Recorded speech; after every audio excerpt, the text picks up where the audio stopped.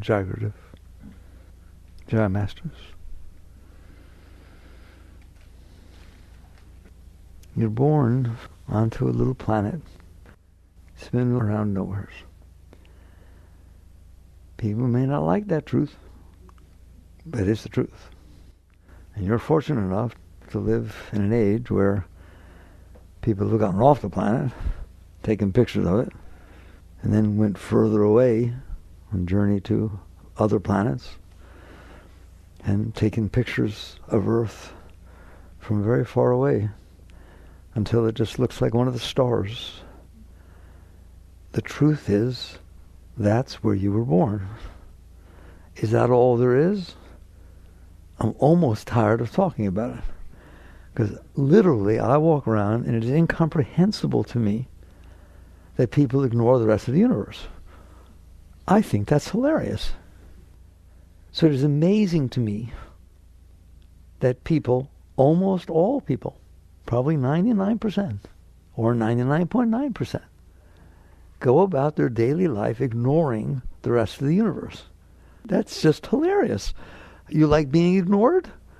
Well, I think the rest of the universe feels all the galaxies, all the stars, 2 trillion galaxies, each with billions of stars. And you're in one galaxy, circling around one star, on one planet, that I keep telling you, 1.3 million Earths fit inside the sun. But you tell me, how many people think about the rest of the universe? None. That's unacceptable, is it not? You don't get just to ignore the rest of the universe. Well, why are you ignoring the rest of the universe? Because you are distracted, you being your consciousness, your awareness of being. Are you capable of thinking of other parts of the universe beside what's in front of you? Of course you are. That's why you were given a mind. Your mind is a very great thing. People think I talk against the mind. I do not talk against the mind. The mind is what makes it possible at this stage of evolution to realize there's more than what your senses are showing you. And there is more, isn't there? And your mind can contemplate that. There was a spiritual teaching in the Theosophical Society, ancient teaching, where they said, contemplate nothing but that which is infinite and nothing which that is eternal, and you become enlightened. That's a true statement. Why? Because it doesn't include the minutia that you're busy contemplating all day. Oh my God, I dropped something on my pants. Oh my God, I don't know if she likes me or not. She didn't say hello. She said hello to somebody else. Nobody's like that. Okay? That's what it means to grow spiritually. The gap between being distracted by what is truly minutia. People don't like what I say. You understand? What is happening in front of you is minutia. It's meaningless. Why? Why is it meaningless? Because something is happening everywhere, isn't it? Is not something happening in every single spot all over the universe? But you only care about what's happening in front of you? That spot is no different than any other spot. I'll prove it. I'll pick you up and put you on another spot. Then you only care about that. Something's fishy. That is the essence of understanding spirituality. Now you have 2 choices. You either start off, which is where every human is, realizing, I'm not okay in here. I have fears and anxieties and needs and pains. I have all kinds of stuff. Loneliness and suffering and rejection. And people hurt me. And people I love don't love me. Not the way I want to be loved. Like, how many things do I have like that? A plethora of them. And you are distracted by that. That's why you don't think of anything else, because you're distracted by that. I told you, if I take a 15-foot rattlesnake, put it in this room, that's all you're going to see. You will not be listening to me, I guarantee you. And you will not see the masters, and you will not see the architecture, and you will see that rattlesnake. Right? And by the way, I always ask you this. Since you don't like seeing it, that's there, would you rather have the rattlesnake behind you or in front of you? Isn't that beautiful? That's very spiritual. That which you fear the most, you want to stare at. Because you fear it, okay? That's true of all your stuff. That's true of all your fears, your anxieties, what might happen. And so you actually want to think about what somebody might do to hurt you. You keep it in front of you, just like you do the rattlesnake. Wake up. If you do that, you're not going to be okay. Right or wrong, right? If you take every single thing that might bother you and you think about it all the time, you're going to be bothered and you're going to be anxious. Now you have two choices, because that is what's happening. You either commit your entire life, I'm not talking about 15 to 20 or 30 to 80, your entire life.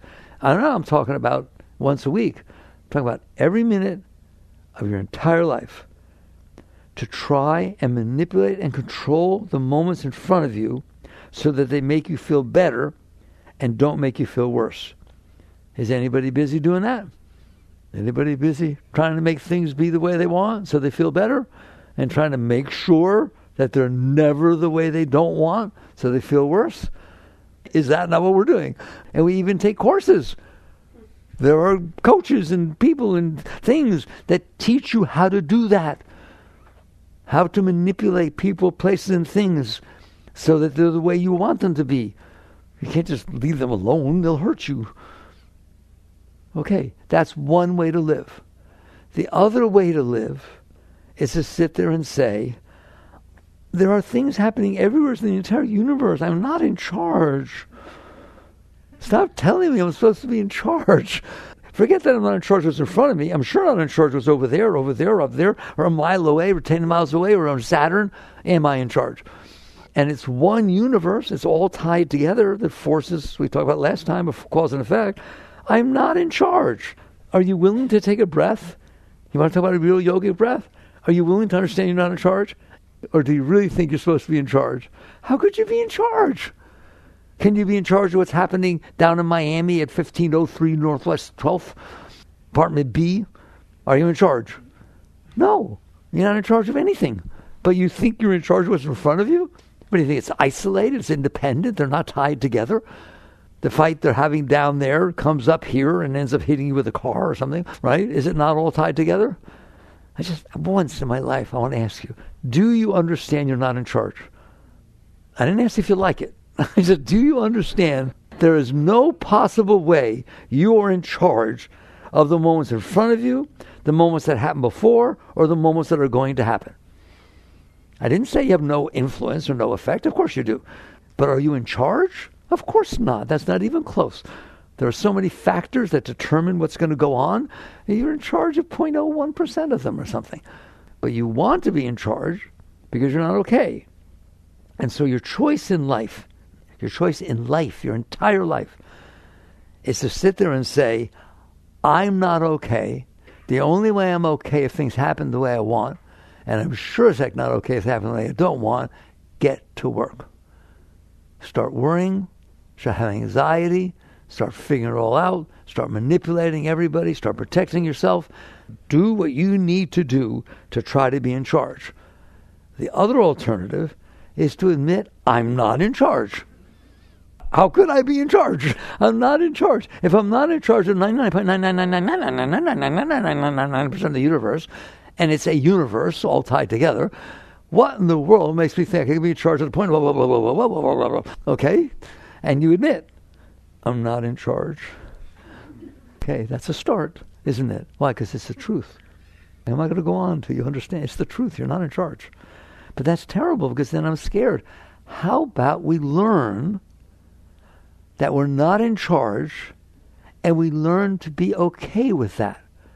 Instead of, I'm not okay and I can only be okay if I am in charge, so I don't care whether I can be in charge or not. I'm going to fight to be in charge. I'm going to believe I should be in charge. If anybody does anything that hurts me, they did wrong. Didn't they? They were wrong. They should not have done that. If somebody does something that really turns me on, I love it. You did perfect. That's wonderful. I've been looking for you all my life.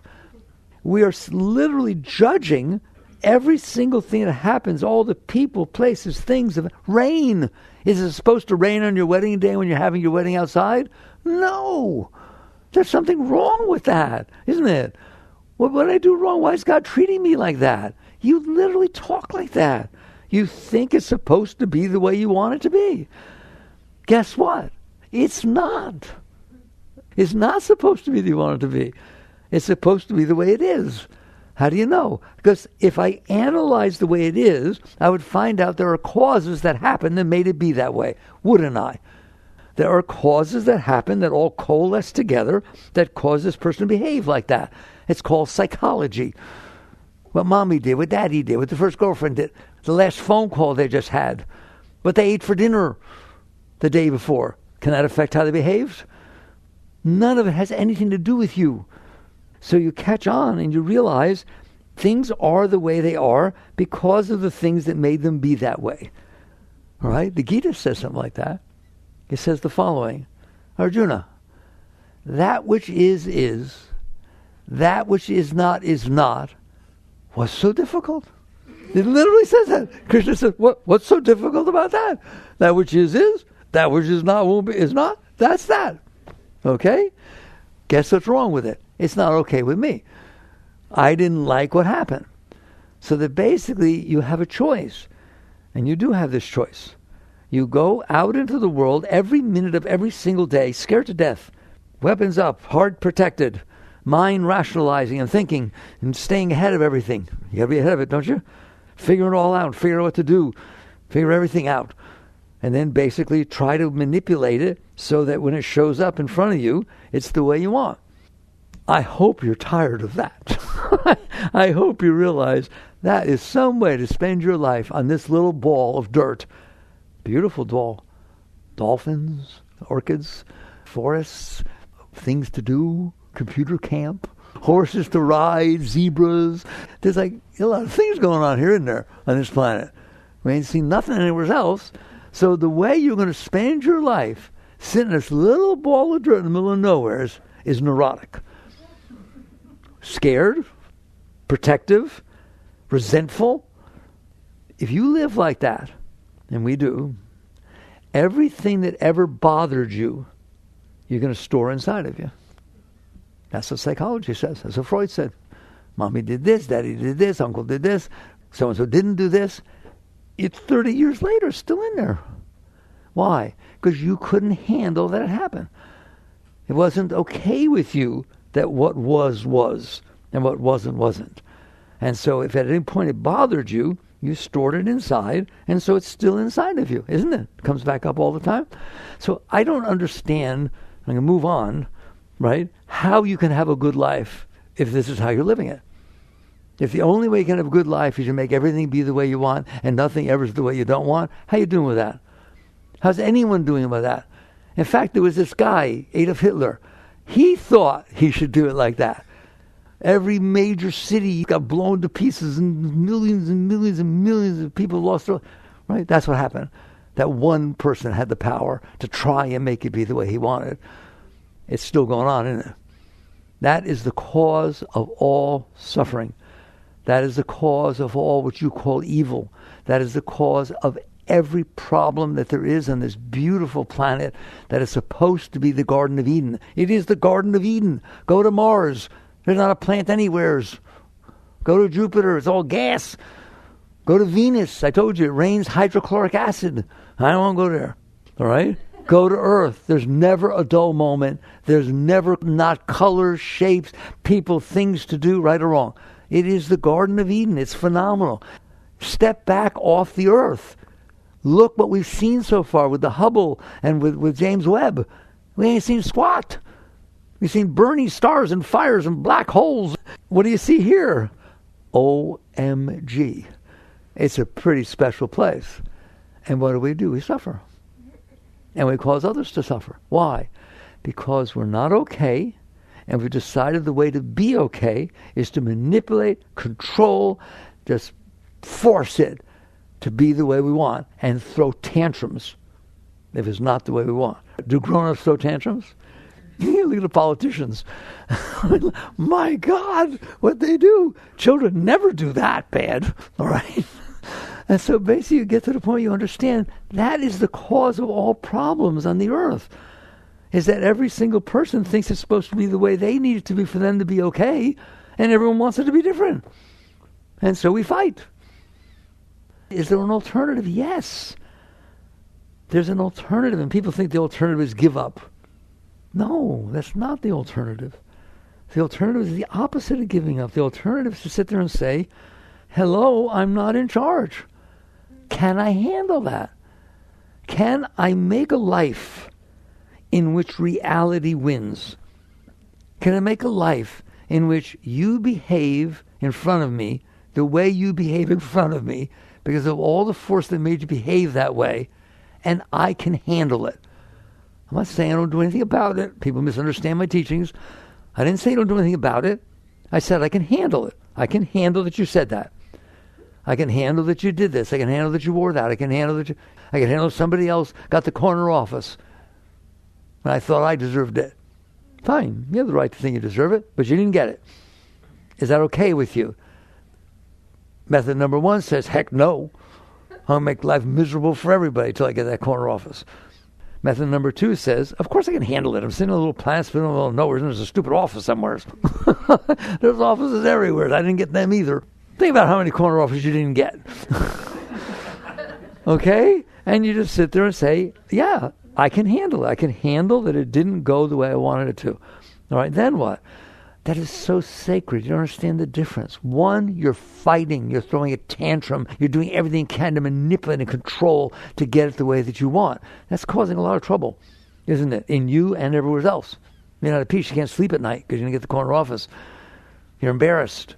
You don't have to face anybody. You don't tell your parents, tell your wife, spouse. You understand that? You got problems inside of you because you didn't get a corner office, because you didn't get a raise, because of something that happened outside, all right? The other way, you can handle it, and we'll talk about how. You can handle it. Now what? Now I've handled it. Okay, now what do I do? Sometimes the answer is nothing. There's nothing to do. That's what happened to me. The guy got the corner office, congratulate him or her. It's fine. If you can handle it, you don't have to resent it.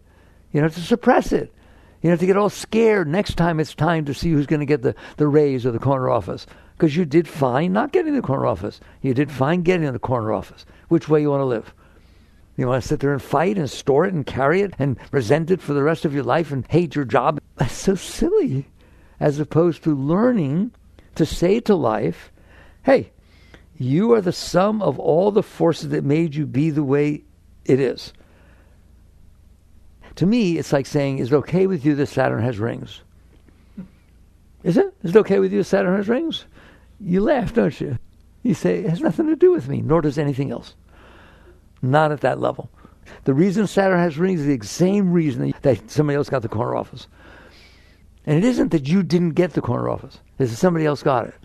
How you want to look at it? And that goes for everything.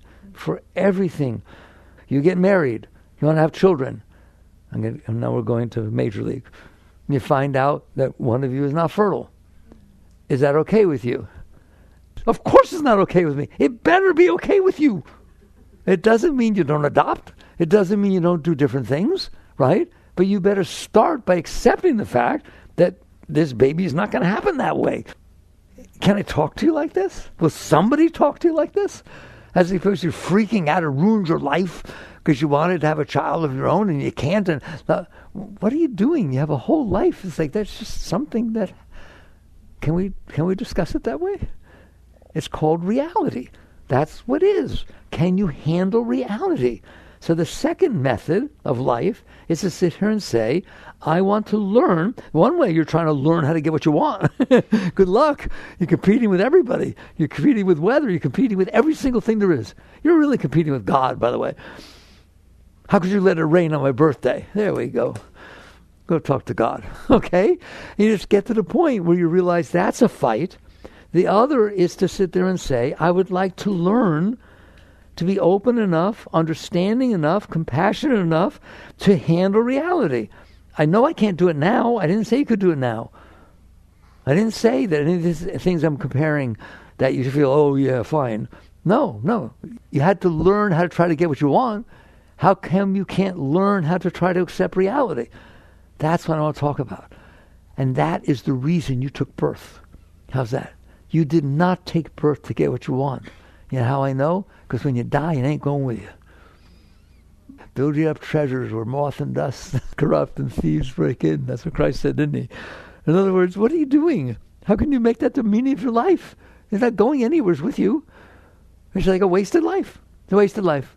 He who dies with the most toys wins. Wins what? You wake up and you realize the meaning of your life, the reason you took birth on this planet, is to learn to honor and respect reality, God. That's what God is. Reality is God. God is reality. There are forces way beyond your control. You don't have to think of it mystical. I'm perfectly happy with science. You know that. The forces of cause and effect cause things to happen. Fine. The point is you don't. You're not in charge. And so you get to the point where you say, that's the meaning of life. To learn to honor and respect life. To learn to be open. To learn to appreciate that events are taking place in front of you as opposed to being in space where there's nothing happening. You just change your mind about things. All right, now we get to work. It's hard. Why? Because if I don't get what I want, I don't like it. And if I get what I don't want, I really don't like it. And everything inside of me throws a tantrum and complains and wants to fight with everything. Okay, very good. Well, that's how I always teach you. When you first took calculus class, did you know how to do calculus? No. When you first picked up a tennis racket, did you know how to play tennis? When you first sat down at a piano, did you know how to play a piano? There's this word, and it's called learning. So the fact that you can't handle reality, that's right. That's right. That's reality. There it is right now. Can you learn? That is what you're here for. Earth is a place that souls are sent to evolve. You can learn to handle the reality that unfolds in front of you. And the more you can handle the reality, the more it doesn't bother you. Does it bother you that Saturn has rings? Some people, they're marching up and down with placards in Times Square. Oh my God, Saturn has rings. We have to fix this. Well, you're one of them. Oh my God, it's raining on my birthday. Oh my God, my husband didn't do this. Oh my God. Same exact thing. You basically, I can't handle reality, so where do you see what the heck's going on in my house and my place of work and anywheres? Because I'm going to raise hell. So you catch on. The second method of life is the meaning of life, which is, I know I'm not okay. I know I'm a mess. I know I have all this stored garbage inside that I stored from the past, and it made all these impressions inside of me, and now I don't like this and I like that, and I fight this and I freak out when that happens. I get all angry or needy. I get all these emotions, energy, stuff going on inside. There, that's your starting position. That's like not being able to play the piano. If you've never picked up a tennis racket, you walked into calculus class, what are they talking about? But instead of walking out, you said, I'm supposed to learn. I don't care if I hit into the net. I'll learn not to. I don't care if I make mistakes on the scales or playing a piece. I'll learn not to. Why are you not saying that with this? I realize I'm not okay. Things happen and they hit me and I'm not okay. But I'm going to learn to be okay. Not by making them be what I need them to be for me to be okay. By letting go of the part of me that's not okay. That is the essence of spirituality. Is there not a party that's not okay? Answer me. Do you not get nervous when you have to do things? You get scared. You're afraid you disappointed somebody. You don't know what they're thinking about. You care what people think about you. You care about what people think that other people think about you. How weird can we get? But I'm telling you, it's not going to work out well. You're going to stay that way your entire life. So you wake up and you say, yes, there is a mess in here. How did it get to be a mess in there? You drop down into the body. Who? You, the soul, the essence, the consciousness, God, literally, pure consciousness, drops down into the body, and there's all these stimuli.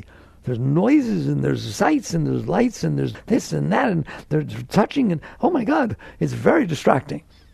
And you get pulled out into that, and not all of it is comfortable. When mommy comes and picks you up, when I put you back down, not comfortable.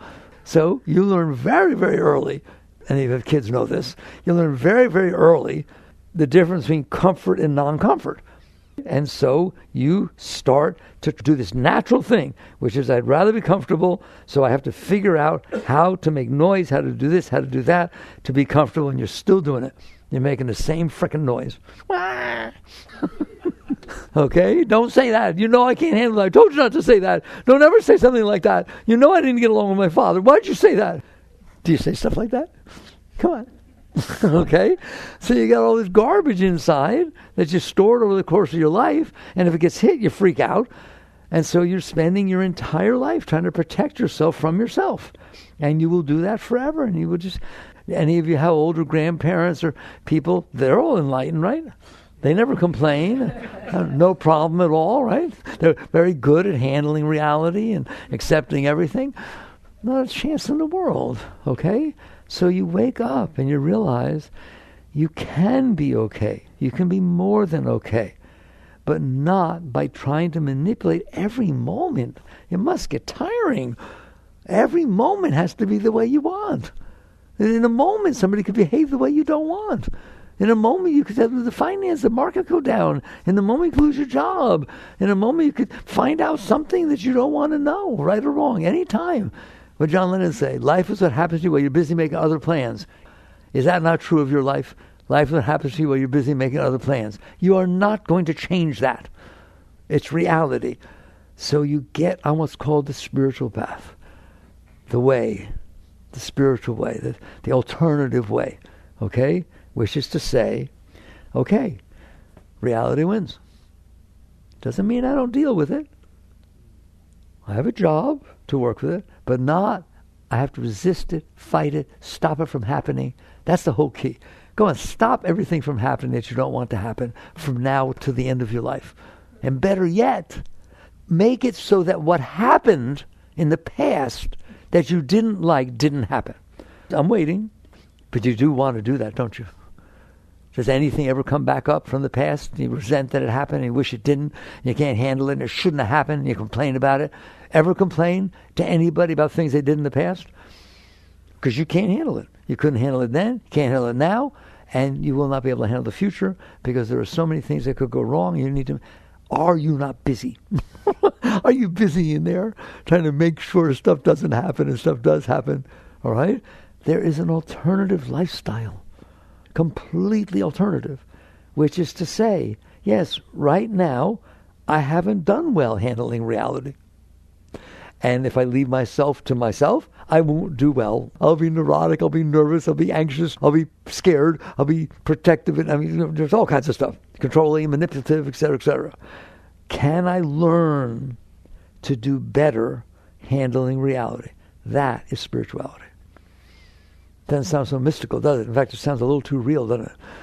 Can I learn, just like calculus, tennis, piano, can I learn to do better handling reality? If you can learn to do better handling reality, even a little bit, you're better off. Because then you don't fight. Then you're not scared. If you know you can handle things, you don't have to worry if they'll happen. Do you?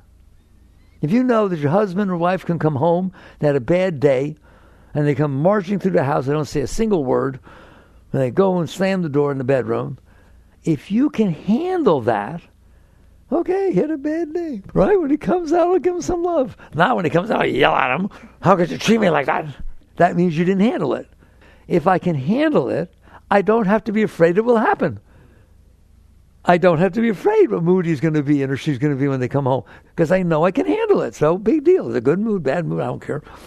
I'm fine. That's where I want you. I care for you. That's where I want you. And for the rest of your life, the more you do it, the more you play your piano scales, the more you're capable of playing a piano piece, aren't you? The more you practice with a tennis racket, the more capable you are hitting the tennis shots. This is the same. You practice being okay with reality. And the better you are at it, the better your whole life will be. It'd be unbelievable. Imagine going to your job, and instead of thinking, how do I get the corner office? How do I get a raise? How do I get people to respect me? How do I make sure that people think I'm as good as they are? How do I prove myself constantly? You go, I'm afraid to say this, you go to your job to do the job. You do the job. Somebody gave you a job to do. You do the job to the best of your ability. Why? I have heard tell that there are people that take a 100-yard field, turn it into 10-yard lines, take a weird-shaped ball, and try to get it across a line while other people try to stop them. Why would you do that? What? If you want to get it across the goal line, go down there at night when no one's there. Ding, ding, ding, ding. But that's no fun, is it? What is the meaning of that? It's called a sport. There's no meaning to a sport other than it challenges you, it brings out the best in you, you practice, you try, you get teamwork. Isn't that really what it's about? So is your life. It's a sport. You're being given tasks to do that are meaningless.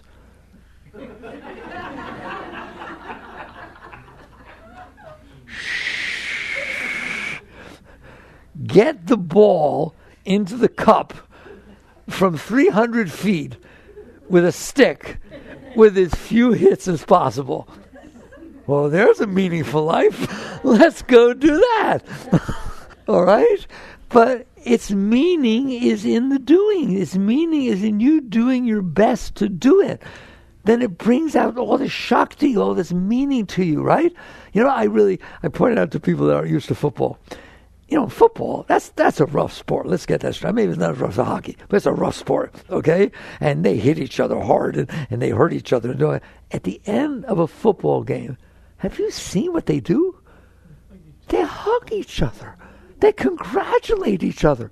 The quarterbacks see each other out and congratulate how well everybody played. The linemen that were killing the quarterback said, hey, man, good job. Like, that's neat.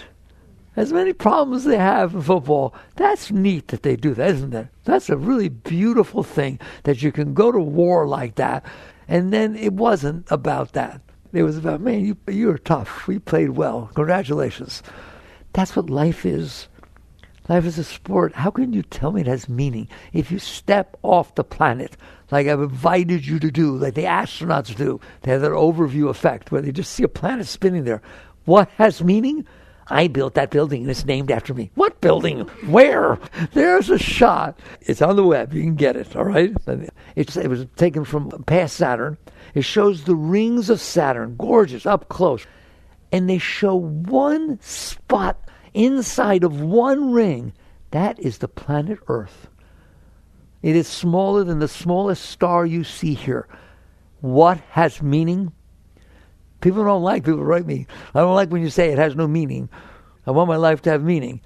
Your life has great meaning, but that ain't it. The meaning is what you learned. Earth is a place the souls are sent to evolve. You're going to have experiences. How do you know? Let those have eyes to see, let them see. I mean, open your eyes, you have experiences. The question is, can you handle them? And the answer is no. Can you learn to? The answer is yes. And that's the meaning of your life. Then don't you doubt one iota. When you leave here, you're not taking anything with you. You're not taking your family. You're not taking your belongings, your house, the building you named, the reputation you built. No, you're not taking it.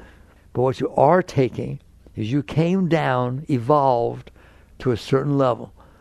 Like you came down being able to play tennis at a certain level. And when you left, you're much better. And when you left, your ability to handle reality expanded significantly. That's called spiritual evolution. Sometimes people ask me, what is spiritual evolution? That's spiritual evolution. Just like you get involved playing the piano, you get involved playing tennis. He's a very evolved tennis player. She's very evolved at the game of life. What is the game of life? Reality unfolds, and you in there are okay. You in there can handle it. You're at peace. You're centered. You're clear. It's not just meditation that gives that to you. It's not mantra or pranayama. Those are wonderful things. They're called techniques. Techniques what? To help you handle life. If you sit there and do pranayama for 3 hours and do all your yoga and meditate for 6 hours and then get out and freak out because of what happened while you were in there meditating, that's not it, man. It's a question of, can you handle reality? By the way, you are able to handle 99.9% of the reality that presents itself to you every single day, period. You handle the white lines on the road. You handle all those thousands and thousands of trees that you drive by. You handle the cars you drive by. You handle the people that walk by. You handle all kinds of people that you don't know. You handle everything except for the stuff you got something going about.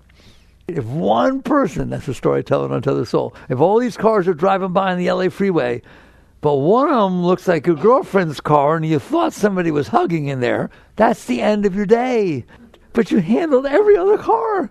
You handled the sun, you handled the clouds, you handled everything.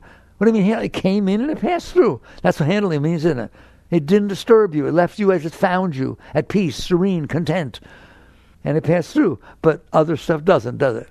The stuff you built in there, your stuff. You got stuff? How would you like to not have stuff? It doesn't mean you don't have relationships. It doesn't mean you don't drive. It doesn't mean anything. It's not renunciation.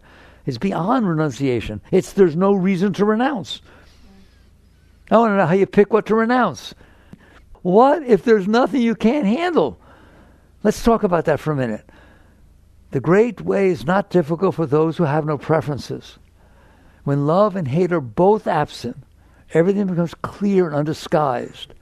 Make the slightest distinction, however, and heaven and earth are set infinitely apart. To set aside what you like from what you dislike is the disease of the mind. Avoid such pursuits carefully. That's the third Zen patriarch, first paragraph of this deep writing called Treatise on Faith Mind. The great way is not difficult for those who have no preferences. What does that mean? People say, well, how do I have no preferences? I always tell them, don't. You don't fight with your preferences. Do not try to get rid of your preferences. Do not fight with your preferences. You have preferences for a reason. Your ex-husband's name was Ben. You would just as soon not meet another Ben. You grew up in Arizona. Your parents didn't get along. You had a terrible time. Now you're dating somebody. The thing about taking a job in Arizona, you're having trouble. You have preferences for a reason. You're programmed based on your past experiences. That's what psychology says. Man's the sum of his learned experiences. You stored all this stuff inside. So now when something comes in, it hits the stuff that was bad, and you have a preference not to have it happen. Let's go eat at this restaurant. No way. No way. I used to eat there, and one time I ate there, I got sick. I ate there hundreds of times, but once I got sick, I'm not eating there ever again. You stored something bad, and now it's all bad. And so you wake up, and you realize you don't get rid of your preferences. You get rid of the reason for your preferences. That's nice to know, isn't it? You get rid of your preferences like suppressing, okay? But to look and see, why am I that way? Yes, I had an ex named Ben. What the heck's that got to do with anybody else named Ben? It left an impression inside of you. All of your preferences are that way. There's a reason you like the color blue, and there's a reason you hate the color blue. There's just some things that got left in there. They all mixed together. It's pretty complicated. It's psychology. And so you get to the point where you say, I'm not trying to get rid of my preferences. I'm getting rid of the reason for my preferences. That's so much deeper and much more doable, by the way. If you take a bush and trim it so it's not so big, it'll get bigger. You want to work at it, work at the roots. That's what the Buddhists say, work at the root. The root of your preferences are your stored stuff, your samskaras. The stuff that you stored in there is all mixing together and causes the emotions and needs and likes to come up. Work with those. That's the greatest lesson you will ever learn. Okay, how do you work with those? Now that we understand we're going to live the life of cleansing, we're going to live the life of openness, we're going to live the life of accepting reality, honoring reality, working with reality. Okay? How do you do that? Well, you can't do it. You have all this noise going on in there. And you can't suppress the noise. That doesn't mean anything. Comes up another way, makes a mess. You work with yourself at the root. The root is you have this stuff you stored in there from the past that's not comfortable. Or, by the way, is very comfortable. You had one amazing experience when you went to Hawaii. Oh my God. Honeymoon, this, that, and the other thing like that, right? Now you're not getting along at all. You're throwing pots and pans at each other. Let's go to Hawaii. And they're going to do a thing, all right? But you just have this image of recreating the beautiful thing you've had before. And so you go chasing after that or running away from the bad things. What do? Let's get right down where the rubber hits the road. You sit there and say, I don't know how to get rid of this stuff. I'm scared of it or I'm desirous of it. So what do? Life will do it for you and to you, won't it?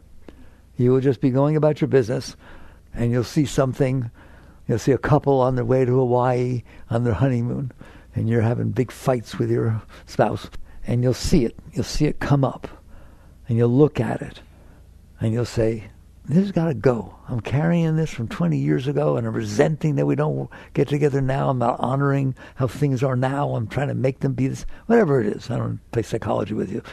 And you look at it because it came up, and you say, do I or do I not want this staying inside of me? For 20 years, it's caused a problem. Trying to make it happen again, and resenting that it's not. And you just finally say, I want to live now. I want to live in the now. I want to be real. I'd rather be able to do with my spouse who's not the same as they were when we went to Hawaii 20 years ago. I'm not the same as I was. So why am I clinging to that? And you learn to relax and release and let it come up and work it through yourself. You can work things through inside. If you get centered enough and are sincere enough with the type of stuff we're talking about, that you make the meaning of your life getting rid of this stuff that's ruining your life. Not serve it as if it's the savior, right? I want to get rid of it. I want to let it go. It'll come up by itself. Things will happen in life that make it come up. Either it will come up and be disturbing, or it will come up and seem fake desirous, right? Yearning it. You crave it because you had an experience before. You don't crave anything that you didn't have a good experience about it before. You're not born with it. It's left in there from some scars, some stuff you stored in there, right? And you just eventually get to the point that when it starts to come up, you need to work on yourself to get to that point. You say, come on up. I don't want you in there. I would rather go through either the pain or whatever it is to allow you to pass through so you're not in there anymore, ruining my entire life, than I want to get what you want because it just comes and goes anyways. Okay, we'll go to Hawaii. He agrees to go to Hawaii, and you have a big fight at the airport. You never go anyways. Things happen, don't they? They're never the way you think they're going to be. It's never the way you think it's going to be. You made up how you want it to be, and it's reality. It's the sum of all the forces that made it be the way it is. Yours is the sum of your past experiences. They have nothing to do with each other. Can anybody hear that? They're totally different subsets or supersets. They may mesh for a moment, just as luck. And so you sit there and say, I don't want this in me, and I'm willing to do the work to let it go. And that becomes your life. That's your entire spiritual life. But it's not just spiritual life, it's a meaningful life. So that as I let it go, it's not there anymore. What does that mean? It can come up, but it hurts.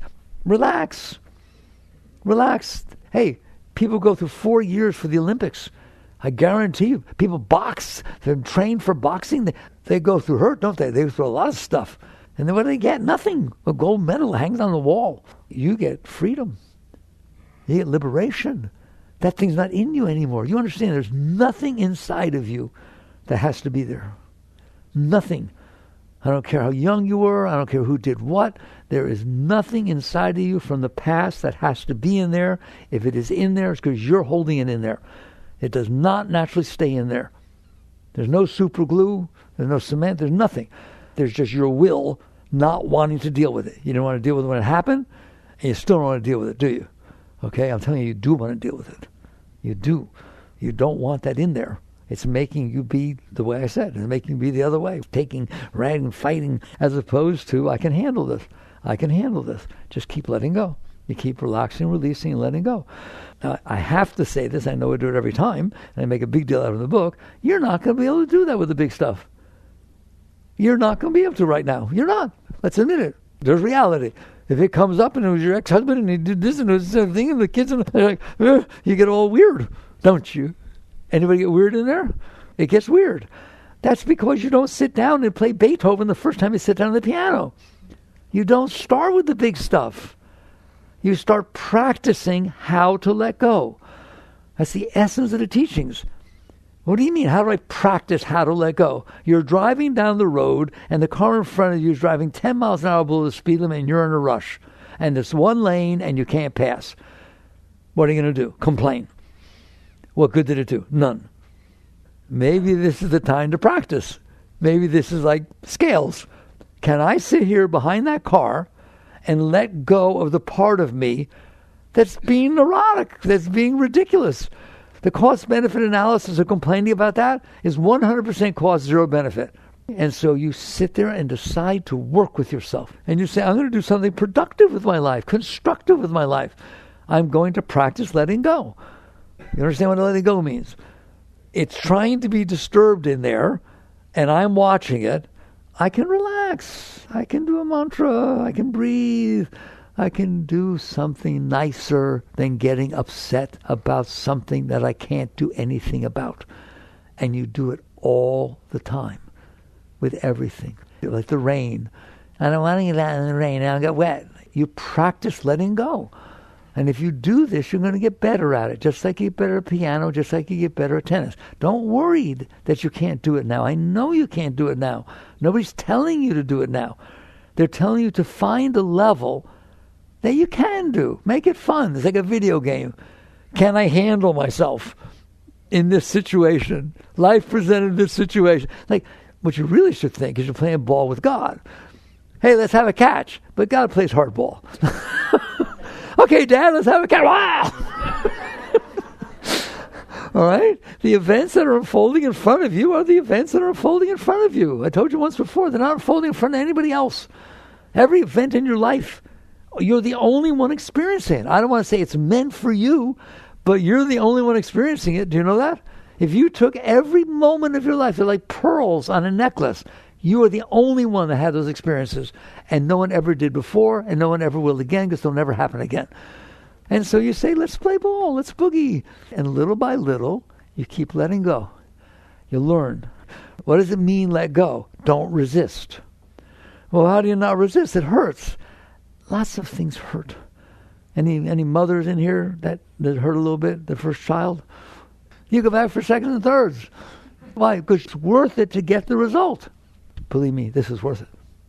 This is absolutely worth it every single time. Anything you can do to relax through, welcome it up, let it go, and eventually something bigger happens. And you're going to find out you're better able to handle it. You weren't able to handle it before. No, there's nothing to it. Because you practice. Just like playing the piano or tennis. You're better at it. You get better at it. And you keep doing it. And eventually, you reach the great point where you realize, I'm happy. Why? Because I'm not making myself miserable. I'm happy. I feel free. I enjoy getting up in the morning because I'm not afraid of what's going to happen. Because I know I can handle it. I've handled that kind of thing. And you just keep going. And eventually, it's not just happy. You start realizing there's this stuff called Shakti inside. Spirit, Shakti, Chi, call it whatever you want. You start feeling energy that you only felt once in a while. If somebody hugged you or you won the lottery or got a new car, just every once in a while you got a rush. Now it's there all the time. How would you like that? The highest you ever experienced being there all the time. Is that worth something? Is that worth doing the work? And guess what? If you're 15 years old or 85 years old, doesn't matter. You just keep doing it and you'll feel all this energy coming up inside of you, feeding you. Who said that? Christ said that. Man does not live by bread alone, but by every word that leaveth the mouth of the Father. What does that mean? You don't get high and fed just off of the outside world, off the events that are happening that you like. There's an energy inside that feeds you from inside, that's available to you all the time, except you're distracted by the rest. Then I was closed this way. I have to, because we've had a serious talk about reality, right? So now this is going on inside of you, and now you know how. And you work. It gets higher and higher and higher, and then eventually it gets so high inside that the outside doesn't challenge you. Ram Dass said it this way: I'm standing on a bridge, looking down at the rapids. Every once in a while, a spray comes up and touches me, and I realize I used to live down there. That's what the lower self looks like now. It's not that it's not there, but you're perfectly capable of letting go and staying above it. And you would never go back down there, no matter what. How would you get to that point? Sometimes really big stuff happens. And when you're ready, you look at it and say, bring it on. Let's get it over with. Come on. Ramakrishna used to say, helter skelter, come what may. Bring it on. Once you learn you can handle anything, you're liberated, you're free. Now the energy gets so strong inside that it's literally pulling you out of yourself. The lower self can't hold you down anymore because it's not distracting you. You weren't distracted by the trees, the lines on the road. Now you're not distracted by the girlfriend's car. Oh, Maybe it's her car. Fine. Find out later. How would you like that? How would you like knowing you can handle anything? Why? Because she's not the reason you feel love. You're sharing your love with her, but your love was there to begin with, and it's going to be there after, and you don't have to worry a single thing about it. And now it starts to pull you up, and eventually it pulls you up so strong that it literally starts to pull you out of your sense of individual self. The ego is down there, but it's not pulling you into it. And so you're free. Christ said you must die to be reborn. That's what that means. You have to be willing to die of the personal self, and then this energy pulls you up. And I was stopped with Mayor Baba. He said the first time he went into the great state of merger, his consciousness was like a drop of water staring at himself, just like yours is. It fell into the ocean. Find it. Find a drop of water you just dropped into the ocean. Not a chance in the world. It does what you call merge. Yoga means union, merger. That's where the great ones went. They merged. Guess who else was great? My Father and I are one. Now you understand what Christ is talking about. His individual consciousness merged into the consciousness. So you are a very great being, but you're trying to take the lowest part of your being and placate it. Make it be okay so it doesn't bother you. Aren't you? Stand up. Rise. Rise up. And realize you can work your way out of this on a regular minute-to-minute basis. You free yourself. Free yourself. The Gita ends up with Krishna telling Arjuna, be thou a yogi. That's what, a yogi is not just asanas. What we talked about tonight, that's yoga. That's what the great ones taught you. How to free yourself. Jivan mukta. How to be a free soul. Jagrata.